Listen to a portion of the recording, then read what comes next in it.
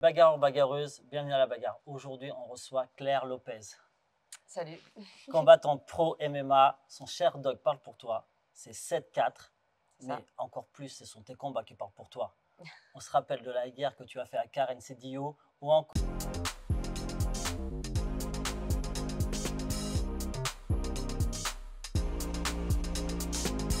la soumission que tu as mis au même tournoi contre Paulina Vargas.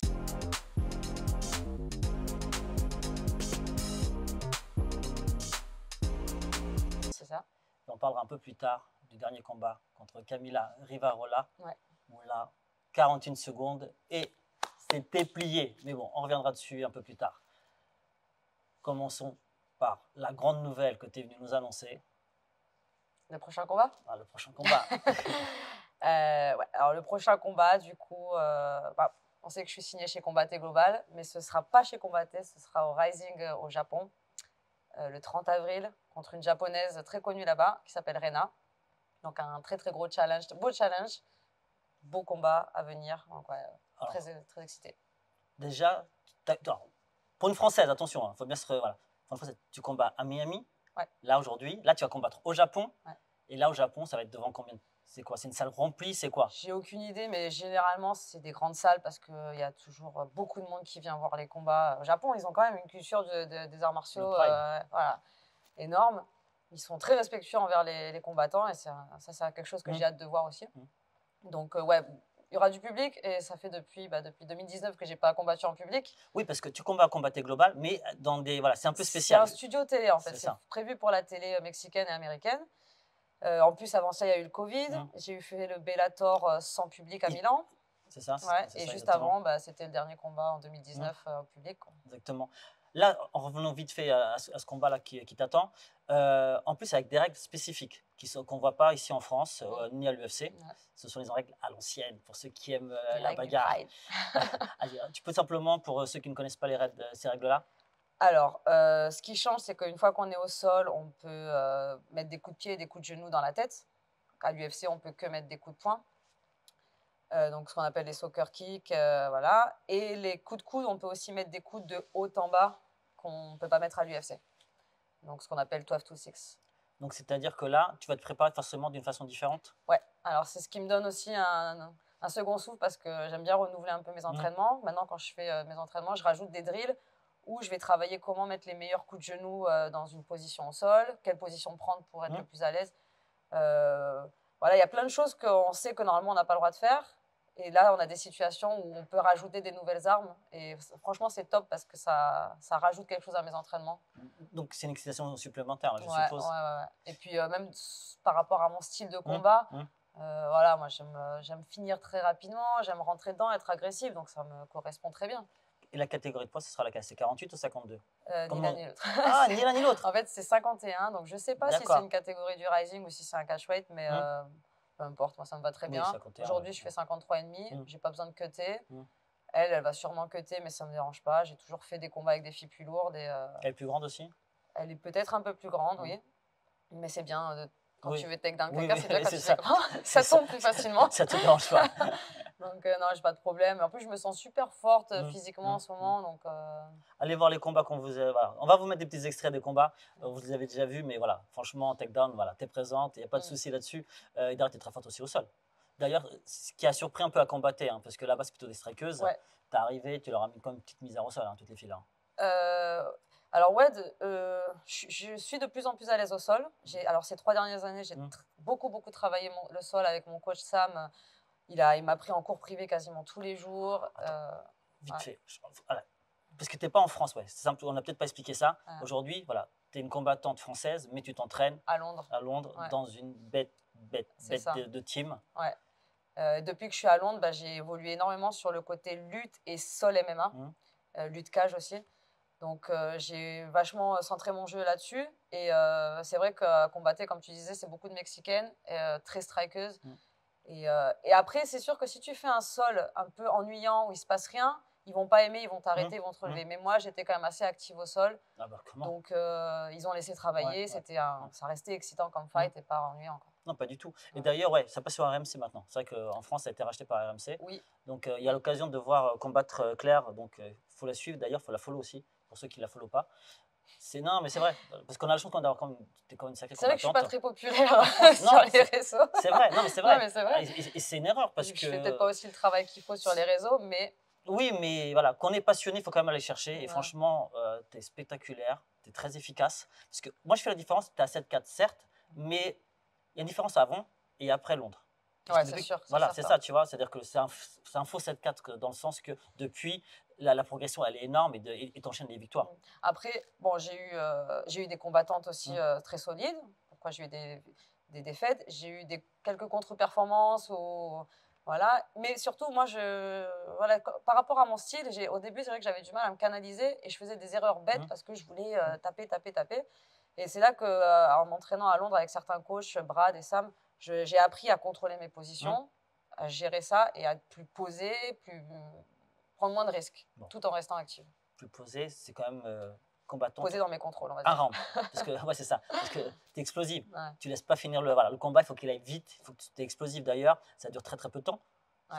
Ton dernier combat, c'est 41 secondes. Ouais, 44. Ouais. 44. Ouais, moi j'avais 41 ou Je sais 44. pas, ouais. Mais bon, ça change pas grand chose. Pour 3 Ouais. secondes, tu lui mets un uppercut, Ouais, elle tombe, ouais, tu sautes dessus, ouais. tu passes derrière Uh-huh. et tu lui fais faire dodo. Les limites quoi. Ça t'a pas. Alors non, elle parce que doit. c'est pas un choc, Ouais, c'est tu l'as là. sur Ouais, tu l'as la là. mâchoire, Ouais, tu l'as mais sur le choix. quand j'avais cet étranglement, en Mm. fait, à un moment donné, je me suis dit, est-ce que je suis pas en train de me Mm. gazer les bras pour rien? Mm. Et je l'entends faire une respiration, tu sais que la respiration, elle en peut plus. On le voit d'ailleurs à tes yeux. Ouais, et je suis là, je Ouais, me dis, ouais. non, tiens encore un peu parce qu'elle va peut-être taper. Et Mm. en fait, elle tape, oui, sur la pression de la Ouais, sur le mâchoire, je mâchoire, pense. ouais. Je sais pas si elle a senti le choc. Bon, après, on n'a pas parlé, hein, mais Oui, oui, parce que tu la connaissais en plus. on se connaissait, on s'est Ouais. entraîné un petit peu ensemble. On se parlait, on s'est vu au tournoi parce qu'elle était là, on se parlait. Ensuite, on m'a proposé Camilla. J'ai dit, oh, mais non, attends, c'est une copine Oui, quand oui, même, il oui. n'y a pas d'autres filles de dispo. Mm. Et on m'a dit, elle a déjà accepté. Donc, j'ai dit, bah ok, dans ce cas-là, ça veut dire qu'elle est ok, il n'y a pas de problème pour moi. Oui, en plus, c'est pas dans ta catégorie, entre guillemets, de chez Combatté. Ouais, j'avais demandé à combattre en 48, moi, à Ouais. combattre, mais c'est compliqué. Donc, j'ai dit 52, vas-y, si t'en as, tu me donnes. Camilla, elle était dispo. J'ai dit, super, c'est très bien, on fait ce combat. C'est vrai qu'après, on s'est pas vraiment revu ou parlé, et plus du tout même. Donc, Après, c'est pas très grave. c'est pas très grave, mais je trouve ça dommage parce que ça reste un sport. Oui, ouais, ça reste qu'un sport. C'est C'est vrai. c'est, Souvent, on dit c'est de j'ai la pas de bagarre. problème. Mais Tu sais, non. moi, je rentre pas dans un Ouais. combat en ayant la haine contre la fille ou quoi. Hein. Je suis très contente d'être là. Oui, c'est un métier. Je fais ce que je fais avec agressivité, mais j'ai aucun ressentiment contre mon adversaire. Donc, Oui, c'est l'adversaire d'un après, c'est moment. comme ça, chacun prend comme il veut. La défaite, il faut la digérer. C'est frustrant aussi de perdre en 40 secondes, je comprends. Tu t'entraînes 2 mois. Donc voilà, je respecte ça. Tiens, tu dis, ouais, perdre en 42 secondes. Mais c'est vrai que tu as eu la chance. Moi, je connais pas ça en France, en tout cas, ni en Europe. Tu as eu l'occasion de faire un tournoi mais sur une nuit. Ouais. C'est quand même assez exceptionnel. Super opportunité. Ouais. Donc, pareil, c'est à combattre. Donc, tu signes, tu as 3 combats. Alors, tu peux nous expliquer un peu les règles de comment ça se passe? Est-ce que c'est 3 x 5 ou est-ce que c'est des 1 round? Ça peut pas être 3 x 5 parce qu'aux États-Unis, tu as une règle où tu peux pas faire plus de 5 rounds dans une soirée. 5 rounds de 5. Donc, c'est premier combat, un round de 5, ensuite deuxième, un round de 5 et la finale en 3 x 5. Donc, le premier combat contre Karen Cedillo, ça va jusqu'à la décision. J'étais dans le dos, mais je ne l'ai pas finalisé. Ouais, tu lui montres même, tu lui fais la guerre. Elle est obligée de te donner le dos. Ouais, c'était assez. Tu ne laisses pas le choix. Ouais, c'était assez actif quand même. Donc ensuite, tu attends à peu près 1 heure dans les loges, dans le froid et tout. Donc c'est ça qui est difficile, c'est de rester chaud dans le froid et en même temps ne pas trop non plus s'essouffler parce que tu sais que derrière tu as quelque chose d'autre. Donc deuxième combat, là je termine en finalisation dans le dos. Pareil, encore, tu attends encore 1 heure et là tu commences à sentir les douleurs au tibia, les bleus, les ceci. Moi, le genou qui commence un peu à me chatouiller, tu vois. Je me dis, qu'est-ce que j'ai? Troisième combat, là, après, c'est celle qui est la plus fraîche, c'est celle qui est. Voilà, après, il y a le niveau aussi, mais je pense que c'est celui qui tire le mieux la soirée, tu vois. Oui, parce qu'en plus, derrière, elle a signé à l'UFC. Alors, du coup, elle me gagne en TKO. Moi, je l'amène au sol, elle arrive à se relever, et là, je commence à gazer, vraiment fatiguée, et elle me finit en TKO en boxe. Mais elle méritait la victoire. Moi, pendant le combat, je me fais les ménisques. Donc, direct après, c'est direction opération. C'est pas une excuse, mais c'est quand même une excuse. Non, j'ai pas senti pendant le combat. Pour dire la vérité, je finis le combat Et en sortant de la cage, je boite, on me dit ça va, je dis ouais, j'ai dû prendre des low kicks, tu vois. Et après l'avion et tout, grosse douleur, je vais voir mon médecin, on fait tous les examens, il me dit c'est les ménisques. Mais sur le combat, je ne l'ai pas senti, donc c'est pas du tout dû à ça. Et ouais, après Yasmine, elle finit à l'UFC juste après ce combat. Et là, elle est sur 2 grosses victoires à l'UFC, vraiment impressionnante, très solide, très solide. Ouais, elle est sur un 10-0 d'ailleurs. Ouais. Très très solide. Ouais. Et voilà, au niveau des règles, après, c'était les mêmes règles. Après, une petite règle aussi qui est très intéressante chez Combatté, c'est que entre les rounds, on vous donne le score du. Il paraît. Alors, mais je suis jamais allée jusqu'à un autre round. Mais oui, il paraît, j'ai entendu ça. Ouais. C'est vrai, ouais. Ça peut, mais je crois que c'est depuis cette année. Hein. Ouais. Bah, ça peut surmotiver. Tu sais que tu es derrière. Ça peut, tu sais où tu en es. Ouais, tu sais où tu en es, quoi. C'est ce côté. Et pareil, il y a aussi quelque chose aussi. Non, je t'en prie. Il y a quelque chose qui est super intéressant. Ouais, ça glisse un petit peu. Il y a quelque chose qui est super intéressant chez Combatté, qu'on aimerait peut-être bien voir aussi en France, en dehors de cette règle-là, qui est intéressante, le fait de motiver entre les rounds, c'est qu'il y a des combats de filles. C'est pas, tu en as un ou deux à chaque fois. Parce qu'en France, parfois, tu as vraiment, tu en as un dans la soirée ou tu n'en as pas. Ouais. Là, non. Là, on vous met en avant. Même des soirées complètement féminines. D'ailleurs, celui que j'ai fait le dernier, c'était une soirée féminine. Mais il y a un très gros roster de féminines là-bas en 48, en 52, toutes les 57 même. Ce qui est rare d'ailleurs en France. Ouais. On a du mal à trouver des combattantes. Il y a des top 10 dans chaque catégorie, plus celles qui ne sont pas rankées. Donc, si tu veux, tu as au moins 15-20 filles dans chaque caté. C'est énorme. C'est énorme. Ouais. Et c'est quoi qui fait ça? C'est parce qu'on va les chercher? Ou c'est parce que… Après, Combatté, c'est latino, donc c'est le Mexique, toute l'Amérique du Sud, sauf le Brésil, les îles aussi. C'est-à-dire que les filles sont plus minces? C'est ça que tu veux dire? Non. Après, ce que je veux dire, c'est que je pense qu'il y a un gros vivier, quoi. Il y a beaucoup de filles sur place qui font venir, tu vois. Après… Je sais pas, franchement, pourquoi plus de filles légères, je sais pas, je saurais pas te dire. Il y a aussi beaucoup d'Américaines qui combattent là-bas. Et ouais, moi je pense que normalement, c'est pour ça que j'ai signé là-bas. Je m'étais dit, je suis sur 2 catégories, 48, 52. Bah, j'ai moyen de combattre régulièrement. Il y a des shows tous les vendredis ou un vendredi sur 2. C'est super intéressant. Mais je me suis rendu compte qu'en final, les filles là-bas protégeaient beaucoup leur record ou leur équipe, leur manager. Et en fait, ils disaient facilement, c'est un combat difficile quand même, c'est un combat risqué, est-ce qu'on prend le risque ou pas? Parce que l'UFC, regarde, l'UFC n'est pas loin. Bah, c'est à côté. Il y a quand même 3 filles qui ont signé à l'UFC après. Il y a des connexions en plus, parce que c'est l'ancien de l'UFC, c'est l'ancien fondateur de l'UFC. C'est vrai, Campbell, qui a repris. Tu as Tracy Cortez, par exemple, qui vient de là. Donc, tu vois, je pense que les filles veulent jumper sur l'UFC et protéger un peu leur record. Et ils font très attention aux combats qu'ils prennent. Donc, ils veulent pas Lopez. Ben, certaines oui, je vais pas dire non, mais… non, mais c'est pas honnête parce que… Ouais, jusqu'à présent, j'ai beaucoup de mal, quoi. Tu as la numéro 2 de la KT? En 48, je suis numéro 2. Ça fait… Tu as combattu contre Camilla au mois d'août. Là, selon que vous regardez ou pas l'émission, mais grosso modo, là, on est au mois de mars. En tout cas, là, qu'on est en train de la filmer, parce que peut-être elle sera…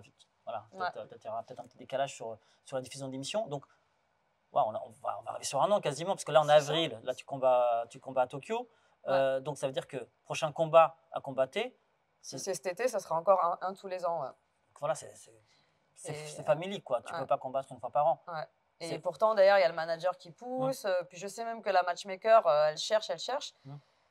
Maintenant, voilà, je sais pas, j'ai pas toutes les raisons, mais c'est compliqué pour moi parce que je vis de ça. Et mon but, c'était de pouvoir combattre 3-4 fois dans l'année. Et je savais qu'il y avait moyen de le faire. Oui, tu as le niveau. À partir du moment où tu arrives et tu fais un tournoi, 3 combats dans la même soirée, je pense que tu as le niveau pour combattre 3 fois dans l'année. C'est même pas juste le niveau, c'est que, en fait, moi, je suis pas en camp d'entraînement. Ça change rien, mon camp d'entraînement, finalement. Je m'entraîne toute l'année de la même façon.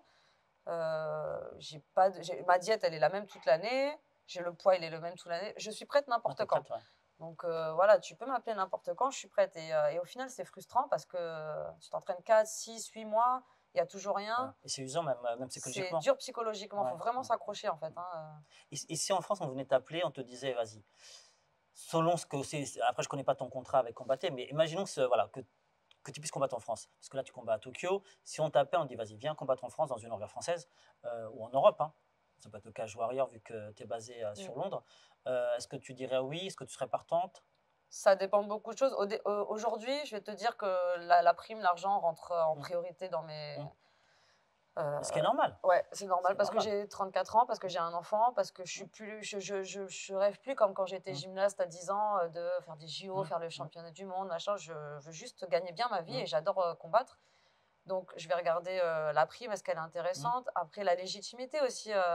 Est-ce que, est-ce que ça va m'exciter aussi d'aller combattre dans une orga française? Pas tellement, tu vois. Ah Moi, oui. j'aime voyager n'importe où à l'étranger. J'aime découvrir des nouveaux endroits, des nouveaux pays. J'aime combattre les filles chez elles aussi.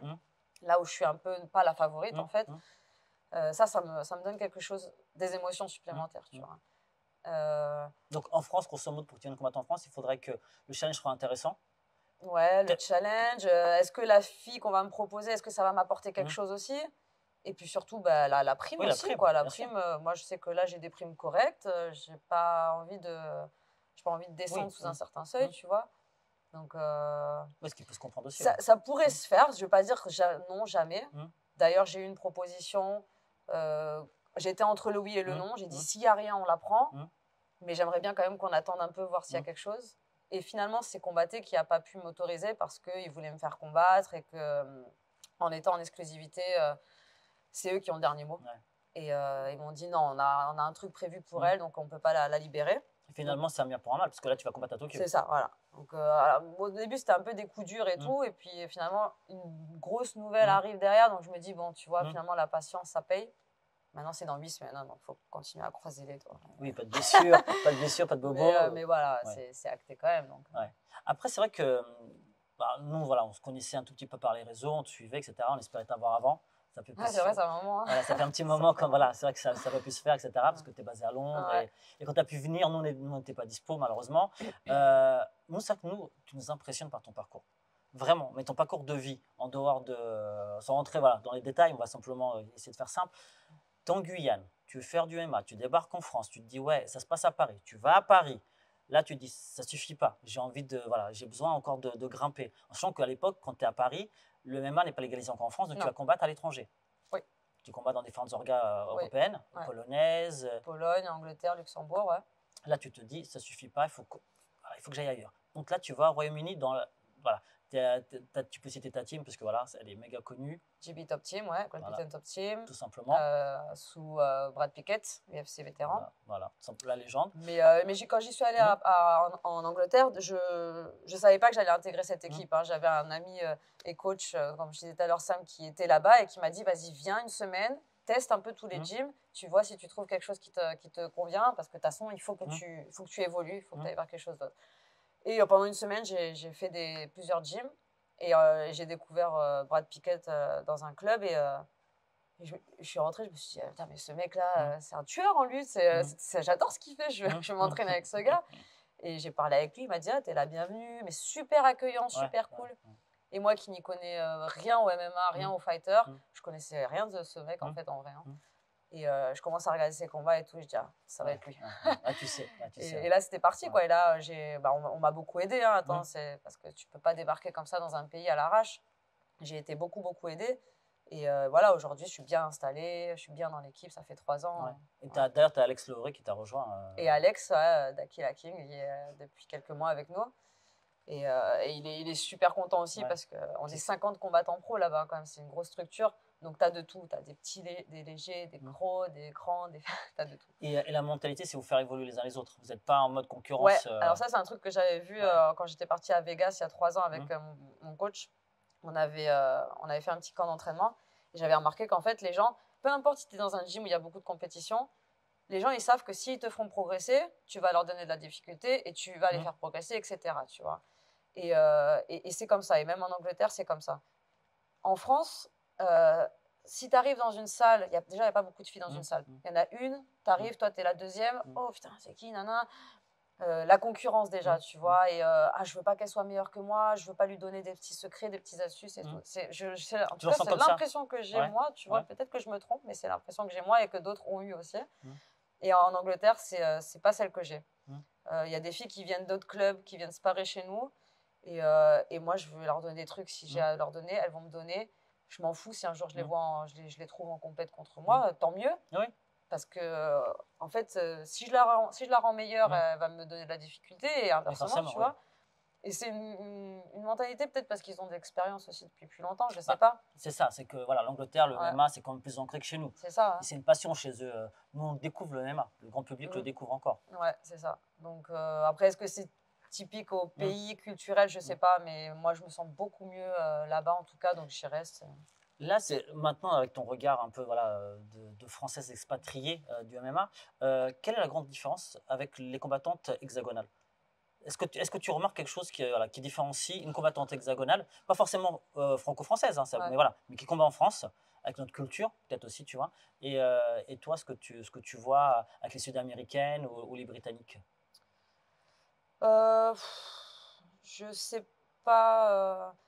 Moi, en fait, la grosse différence, en fait, c'est pas vraiment la différence entre les Je, combattantes, je- mais je te dis ça, excuse-moi, je te ouais, coupe. Parce que souvent, tu vois, on a souvent, nous en tout cas, c'est ce qu'on dit, nous en France, c'est qu'on est des strikers. ouais, c'est ce que j'allais dire. C'est pour ça que je suis partie, c'est que j'ai découvert la lutte juste avant de partir à Londres avec mon coach. Et je me suis dit, ah ouais, j'adore ça, purée, Hum, c'est trop bien la lutte. Et je me suis dit, je veux devenir une combattante très forte en lutte. Parce que je trouve que le niveau, même à l'UFC, il n'y a pas beaucoup de filles qui luttent hum, super bien. hum, Tu vois, hum, des fois, tu vois dans le top 10, tu dis, waouh, c'est pas hum, propre comme lutte. hum, hum. Et je voulais faire cette différence, me différencier par rapport à la lutte. Et donc, je me suis dit, il faut que je taffe à fond. Et c'est vrai qu'en étant aux États-Unis ou en Angleterre, le niveau de lutte, c'est pas le même. Hum. Niveau de lutte et MMA, attention, je dis bien, Oui, bien sûr, c'est parce pas la qu'on a même. de la lutte en France, bien sûr, et lutte contre la cage. Et ça, c'est la différence que j'ai vue, la lutte contre la cage. Chez nous, en Angleterre, c'est vraiment une spécialité. On fait le vendredi, Hum, par exemple, hum, et le lundi soir, c'est que ça. Et en France, je trouvais que ça manquait beaucoup de connaissances, d'expérience. Alors attention, on hum. a des mecs comme Johnny Fraché qui sont... mais parce que Johnny s'est entraîné aussi à Oui, oui, Miami, au oui. Brésil. Je veux dire, il Et a beaucoup d'expérience qu'il a ramené et en France. d'ailleurs, Eva Dourt, lors des derniers hexagones MMA, franchement, elle nous a régalé hein, sur cette lutte-là contre la cage. J'ai pas Oui, vu, oui, mais voilà. d'accord, ouais. Parce qu'on y était, et voilà, c'est Ouais, la référence à ce que tu venais de ouais, dire, en ouais. effet. Mais c'est vrai que, voilà, Johnny... Mais c'est pas, tu vois, c'est pas culturellement... C'est pas le truc en Hum, France qui hum. domine. Ou en tout cas, au moment où j'ai quitté, c'était pas ça. Donc, ouais, moi, c'est une grosse différence que je vois, c'est ça, je vais dire. Ouais, ça confirme souvent ce qu'on dit, quoi. Ouais. Ou en tout cas, peut-être qu'on est très spécialisé dans Hum, un domaine en France, mais tu vois, le mélange de toutes les disciplines, hum, les transitions entre chaque discipline, vraiment pure hum. MMA, ça manque un peu, je trouve, encore en C'est ça. France. Après, c'est aussi parce que je pense hein, que ça reste encore un sport qui est très jeune en France, Ouais, le MMA. C'est vrai qu'avant, c'était du point crasse. ouais. Donc voilà, c'est vrai que ça reste très jeune et qu'en effet, on a besoin de lutte parce que c'est la lutte finalement qui permet les transitions. Ouais. Pour aller au sol ou lorsqu'on part aussi du striking, etc. Donc, Ouais, c'est pas que la lutte, c'est aussi la notion de frappe intégrée au grappling, hum, à la lutte, oui, c'est etc. ça.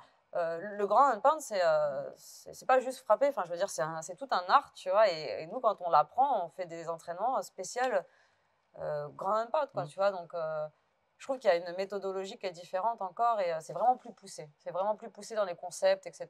Et, Bah, vas-y, rentrons vraiment dedans. Est-ce que tu peux nous donner quelques tips par rapport à ça pour nos jeunes qui nous écoutent sur le grand handpan? Donc, tu arrives au sol, ce serait quoi? Qu'est-ce qu'il faudrait maîtriser avant tout pour que tu puisses exécuter un grand handpan? alors nous, moi, ce que j'ai beaucoup travaillé ces Hum, 3 dernières années, hum, c'est les contrôles et les positions. Parce que déjà, en fait, moi, j'avais tendance à vouloir frapper, n'importe quelle position. Et souvent, quand je regarde des combats aussi hum, français, de femmes hum, françaises, je trouve qu'il n'y a aucun contrôle. Et ça frappe parce qu'il y a beaucoup d'agressivité. C'est bien, mais ça se relève, ça perd les positions. Et c'est vrai que nous, on a tendance à beaucoup travailler le contrôle, comment bien positionner, frapper sans perdre la position, repositionner, tu vois. Donc voilà, ça. Et c'est moi, c'est ce que j'ai travaillé ces 3 dernières années. Le poids J'ai du repris corps, les ouais. bases, en fait, parce que Hum, j'avais des trucs en sol, mais c'était confus, hum. j'avais pas les bases solides, tu vois. Et avec mon coach Sam, on a beaucoup travaillé ça. Et ensuite, avec Brad, on a complété parce que lui, il amène son expérience encore. Et là, je trouve que j'ai beaucoup progressé sur ce Bah, domaine. on le voit dans tes combats, hein. Ouais. Concrètement, c'est ce qu'on a vu. Bah, c'est-à-dire que tu regardes, en Allemagne, j'avais fait le GMC, Hum, c'était en quoi, 2018. hum, Je suis dans la garde, je frappe, elle m'attrape le bras, elle me fait, je ne l'ai pas vu venir, ouais, j'étais juste concentrée à hum, frapper. Maintenant, c'est un truc que je me dis, non, hum, t'étais hum. complètement débile à cette Ouais, époque-là, ouais. tu vois. Maintenant, il y a tout Non, mais on le un voit, ouais. Ouais. concept autour des positions, du grand handpan. Tu frappes pas n'importe comment et tu frappes pour quelque chose, Hum, pour hum. t'amener, tu vois, vers quelque chose d'autre. Et ouais, ça, c'est vraiment des entraînements que j'aime bien, quoi, parce que c'est pas juste de la brutalité, c'est vraiment, Ouais. quand tu réfléchis, en fait, c'est un art, quoi. Et tu as la chance de tourner avec des filles à l'entraînement? Ouais, je crois qu'on a la plus grosse team féminine en Angleterre, à Londres. C'est environ 10, 12. Ah Si oui, on est au oui, complet, hein, on oui. n'est pas tout le temps Mmh, là.